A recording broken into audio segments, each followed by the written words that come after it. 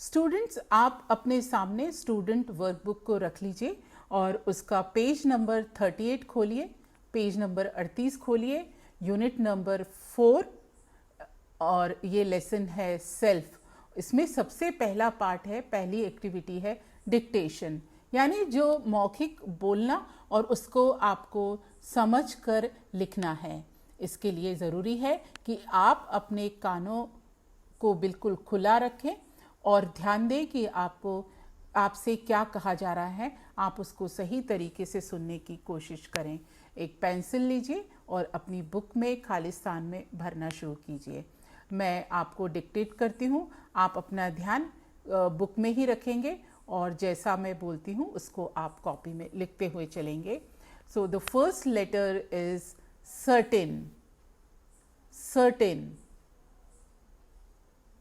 Shelf, shelf,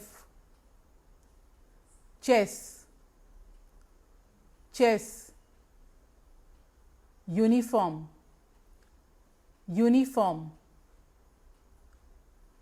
giant, giant, pigeon, pigeon, right, right, honest, honest, match, match, R, R। Students, इसको मैं एक बार और दोहराती हूँ और आप उसको सुनकर लिखिए। पहला है certain, certain, shelf, shelf, chess, uniform, uniform, giant, giant, pigeon, pigeon, right, right, honest, honest, match, match, are, are.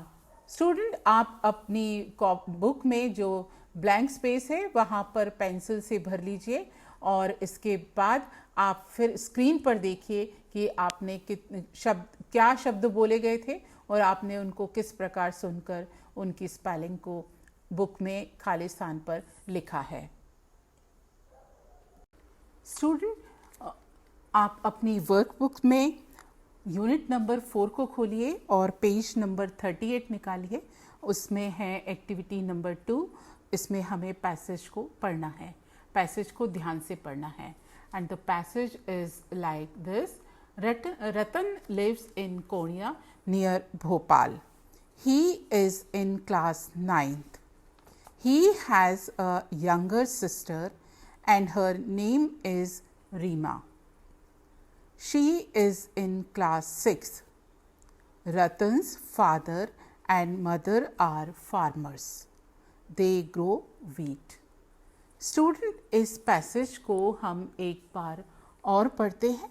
जब भी कोई पैसेज हमको दिया जाता है तो हम एक बार उसकी हम रीडिंग लगा लेते हैं और कुछ वर्ड्स हमको अगर समझ में नहीं आते हैं तो उसके लिए हमें उस पैसेज को दोबारा से पढ़ना चाहिए और पूरी लाइन को पढ़ने के बाद हो सकता है उसके किसी एक शब्द का अर्थ हमको समझ में आ जाए, जिससे कि हम उस पूरे सेंटेंस को समझ सकें। तो बच्चों, एक बार और हम इस पैसेज को पढ़ते हैं।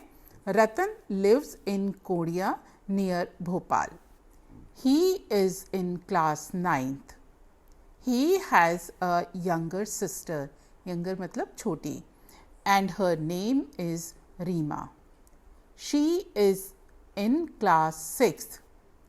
Ratan's father and mother are farmers. Farmers means किसान. They grow wheat. Wheat मतलब गेहूँ।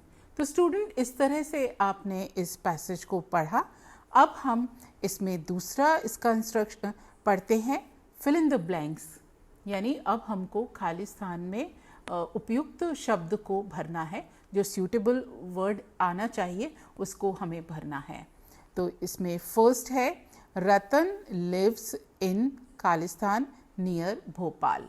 आपको ढूंढना है कि रतन भोपाल में कहाँ रहता है, भोपाल के पास में किस जगह में रहता है। आप फिर से एक बार सरसरी निगाह दौड़ाइए उस पैसेज में। और दूसरा जो क्वेश्चन है वो है रतन इज इन क्लास, रतन कौन सी क्लास में, ये भी हमको ढूंढना है। Ratan's younger sister is in. Students, आप पैसेज को गौर से पढ़ते जाएंगे और जहां आपको लगता है कि आंसर मिल रहा है वहां पेंसिल से उसको अंडरलाइन कर लीजिए। रतन्स पेरेंट्स आर, रतन के माता पिता मीन्स रतन के फादर और मदर। फादर और मदर को हम कहते हैं parents. They grow blank space. अब हमको ये देखना है दे ग्रो व्हाट, वो क्या उगाते हैं। ही लव्स टू, ये आपको जवाब देना है कि उसको क्या पसंद है। तो स्टूडेंट, इस तरह से हमने देखा कि एक पैसेज को हमने पढ़ा और उसमें जो हमसे कुछ क्वेश्चंस पूछे गए हैं ब्लैंक स्पेस पे, उस पैसेज को बार बार पढ़ के हमें आइडिया हो गया कि उस ब्लैंक स्पेसेस पे यानी खालिस्तान पे हमें क्या लिखना है। तो हमें अब आंसर मिलता है, वो हम देखते हैं। स्टूडेंट्स, इसका आंसर देने से पहले एक बार और हम इस पैसेज को पढ़ लेते हैं। Passage is like that, Ratan lives in Koriya near Bhopal. He is in class 9th. He has a younger sister and her name is Reema. She is in class 6. Ratan's father and mother are farmers. They grow wheat. तो ये हमने passage को पढ़ा और उसमें जो blank spaces दिए गए थे अब उसमें से हमने आंसर्स को निकाल लिया है। तो आंसर्स इस प्रकार से हैं। Ratan lives in Koriya near Bhopal. Bhopal के पास में कोरिया जगह है, वहाँ पर रतन रहता है। Ratan is in class 9th. Ratan's younger sister is in class 6.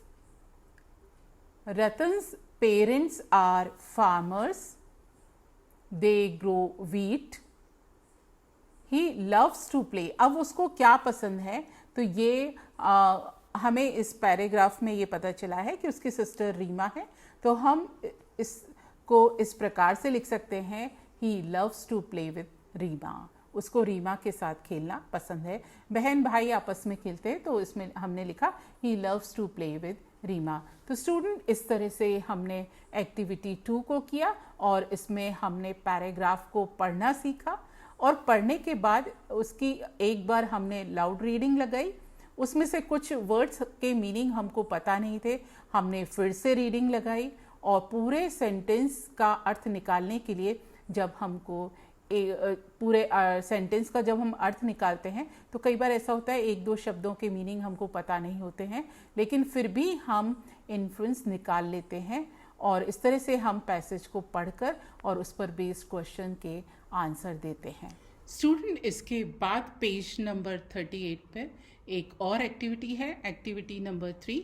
इसमें भी हमको फिल इन द ब्लैंक्स करना है, खाली स्थानों पे भरना है।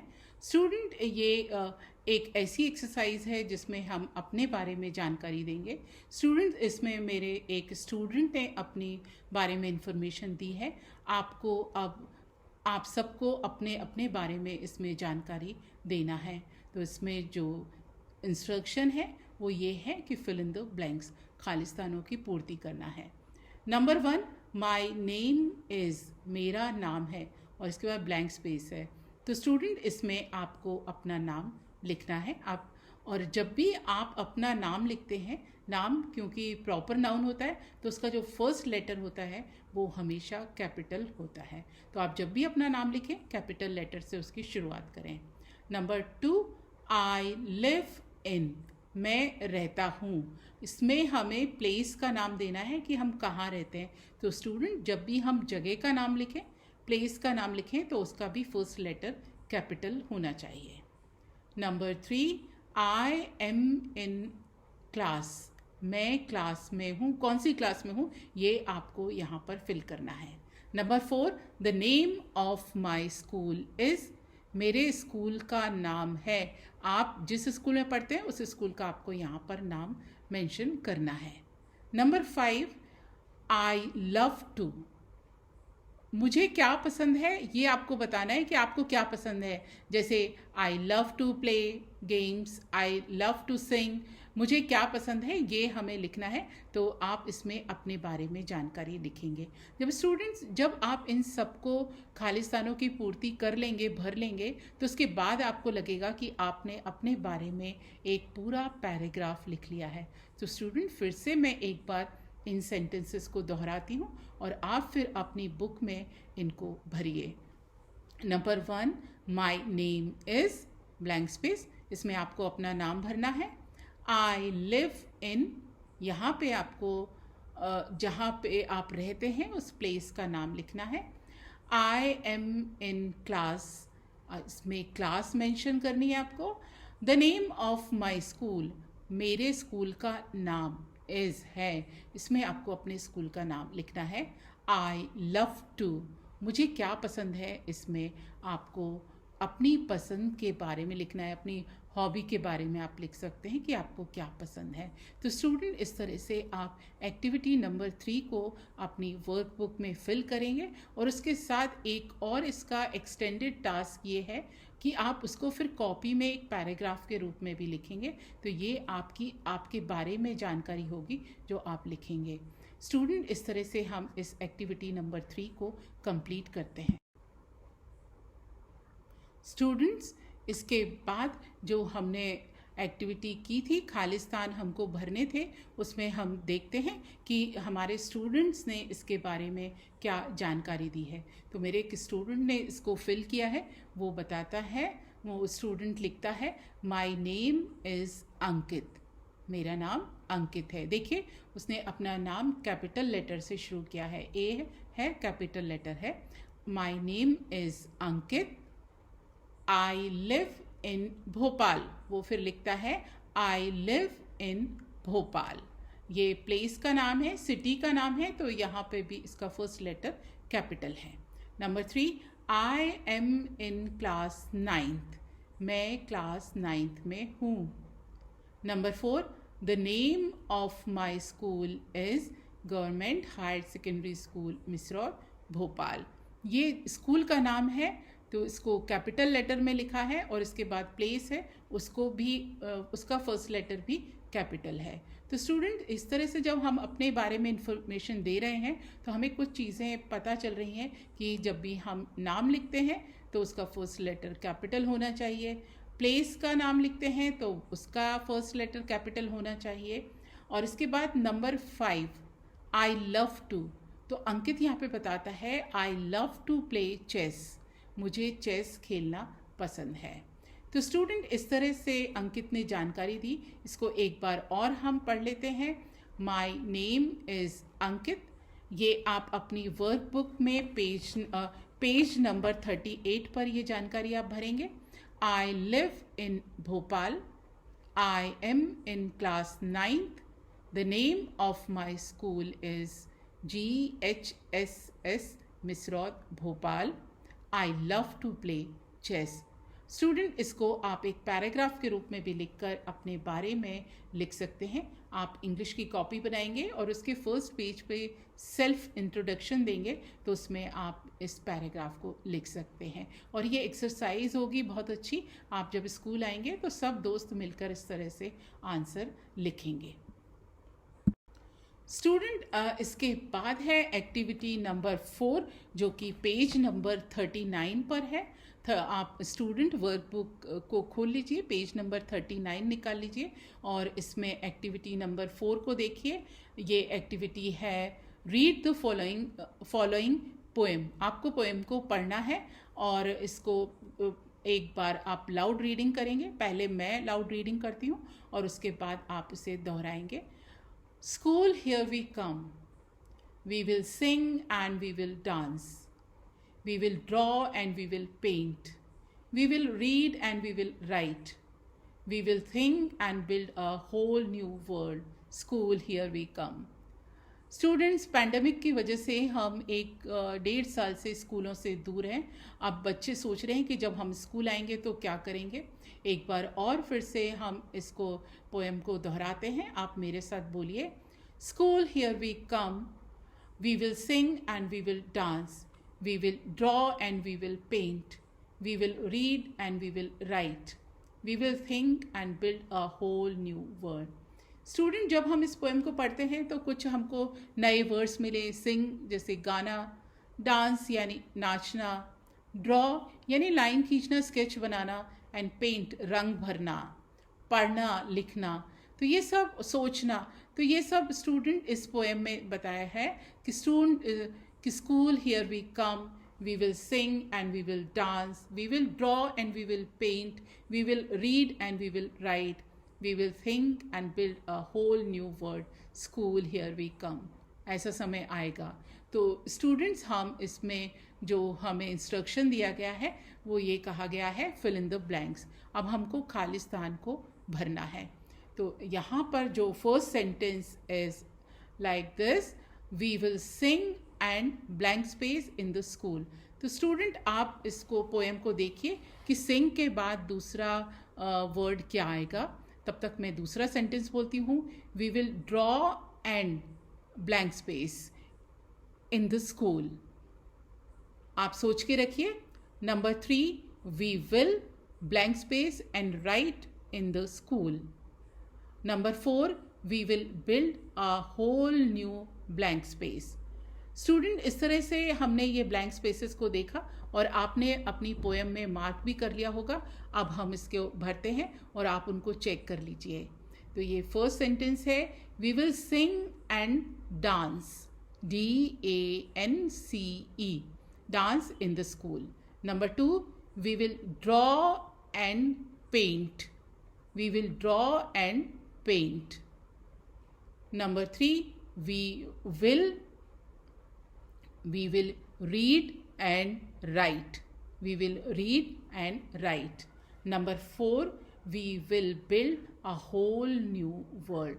स्टूडेंट, इस तरह से हमने एक पोएम को रिसाइट करना सीखा और उसमें जो खाली स्थान थे, ब्लैंक स्पेसेस थे, उसको हमने भरा. स्टूडेंट, पेज नंबर 39 पर एक और एक्टिविटी दी गई है, एक्टिविटी नंबर 5. इसमें आपके स्टूडेंट वर्कबुक में और इस एक्टिविटी में इंस्ट्रक्शन दिया गया है, fill in the missing letters in the words given below. जो वर्ड्स दिए उसके कुछ लेटर्स मिसिंग हैं, लिखने भूल गए हम. Then write Hindi words for each of them. पहले आप मिसिंग लेटर्स को भरेंगे और उनका हिंदी मीनिंग भी आप लिखेंगे. और इसमें कुछ मिसिंग लेटर्स हैं. Number 1, WR Khalistan TE. दूसरा है R और -D. जब 2 स्पेस दिए गए इसका मतलब ये है कि वहाँ पर 2 लेटर मिसिंग है. Number 3, S Khalistan NG. Number 4, D space NCE. ये इसमें सब में एक एक स्पेस दिया है, यानी एक एक लेटर मिसिंग है. नंबर 5, DR खालिस्तान W. इसमें भी एक लेटर मिसिंग है. Number 6, P blank space then NT, यानी यहाँ पर 2 लेटर मिसिंग हैं. हमको अपनी अंडरस्टैंडिंग से और हमारी जो वोकैबुलरी है उससे हमको इन लेटर्स को ढूंढ कर भरना है. देखिए मैंने इसको कैसे किया. फर्स्ट है राइट, WRITE, राइट. ठीक है. नंबर 2 है, और राइट का मतलब होता है लिखना. नंबर 2, READ, रीड यानी पढ़ना. नंबर 3, SANG, सैंग यानी गाया. आप सॉन्ग भी लिख सकते थे, SONG, सॉन्ग मतलब गाना, और मैंने लिखा सेंग, SANG, सिंग की सेकंड फॉर्म सेंग. और इसको सिंग भी लिख सकते थे आप, SING, सिंग यानी गाना, सेंग यानी गाया, सॉन्ग यानी गाना. यानी एक लेटर को हम चेंज करके कई वर्ड्स बना रहे हैं.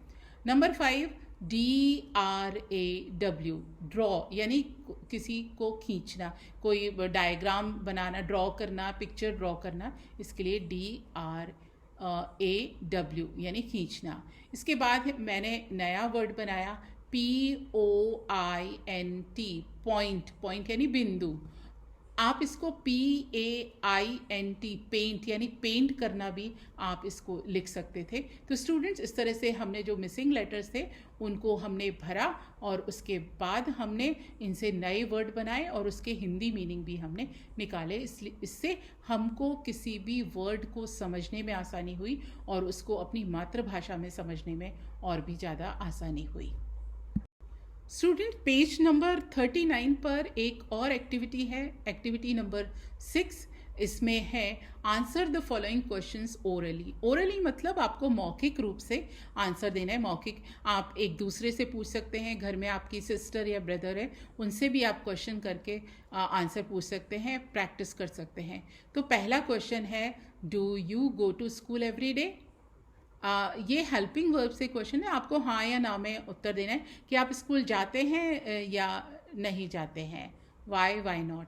तो मैंने आंसर दिया yes I go to school every day. मैं हर दिन स्कूल जाती हूँ, क्योंकि मैं टीचर हूँ इसलिए मैं जाती हूँ, और इसलिए मैंने आंसर लिखा yes I go to school every day. आप भी कह सकते हैं yes I go to school every day. अब वाई, क्यों? Because I like studying and playing. मैं स्कूल में पढ़ती भी हूँ और खेलती हूँ। Number 2, what do you like most about your school? आपको अपने स्कूल के बारे में क्या पसंद है? Answer is I like smart classrooms, playground and my friends. Question number 3, do you have friends in the school? सब बच्चों के फ्रेंड्स होते हैं स्कूल में, तो मेरा आंसर है yes I have friends in the school. Number 4, what games do you play with your friends in the school? School में आप अपने दोस्तों के साथ क्या खेलते हैं? तो मैंने जवाब लिखा I play volleyball, kho kho and chess. ये कुछ गेम्स हैं जो स्कूल में स्टूडेंट्स खेलते हैं। तो एक बच्चे के रूप में मैंने आंसर दिया I play volleyball, kho kho and chess. Student, इस तरह से हमने आज ये लेसन पढ़ा और इसका फर्स्ट पार्ट किया। अब आगे जब हम मिलेंगे तब इसका हम सेकेंड पार्ट सीखेंगे। Students, I hope that you like this lesson very much and आपकी इसके बारे में अंडरस्टैंडिंग भी अच्छी हुई होगी। आपने जो आज इस लेसन को सीखा उसका उपयोग आप करेंगे, अपनी समझ को इस लेसन के बारे में बनाएंगे और कॉपी में पेंसिल से इसको लिखेंगे, बुक में इसको पेंसिल से लिखेंगे। Thank you very much.